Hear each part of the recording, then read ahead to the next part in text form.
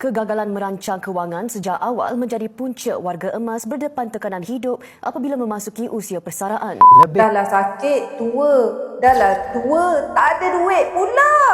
Ui, peringkat yang paling hina tu. Hari tu KLS adalah jumpa dengan satu grup bisnes ni. Dan grup bisnes ni, dia kebanyakan umur dah 40 ke atas. Bila mereka ni share pengalaman hidup mereka dan yang menyedihkan lah bagi KLS menyedihkan, rupa-rupanya bila umur 40 ke atas ni, ramai di antara mereka dah mula kena buang kerja. Dah mula bisnes merosok. Dah mula ada masalah keuangan yang baru. Masa muda-muda dulu baru nak start keuangan.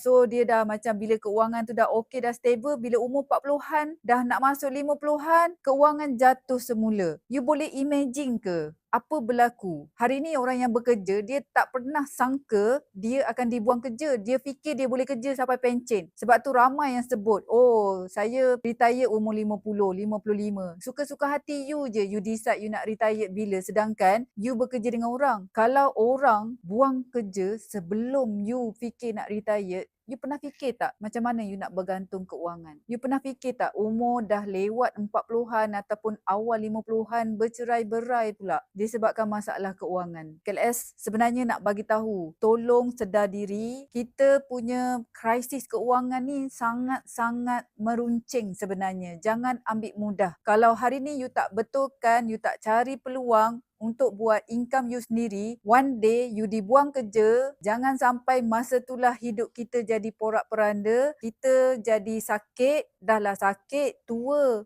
dah lah tua, tak ada duit pula. Ui, orang kata peringkat yang paling hina tu, tua, sakit, tak ada duit. Siapa nak jaga? Alright, siapa nak ambil you kerja lagi? Tolong jangan tunggu perkara tu berlaku kepada anda. Datang belajar dengan KLS. Kita buat business room rental yang tak payah fikir umur berapa, semua orang boleh buat. KLS ada student yang hari ni dah umur 60 lebih pun boleh berjaya. Scan QR code, register, KLS ajar macam mana dengan mudahnya kita ada sistem, dengan mudahnya kita cari tenant, dengan mudahnya kita nak jaga tenant tu. Alright?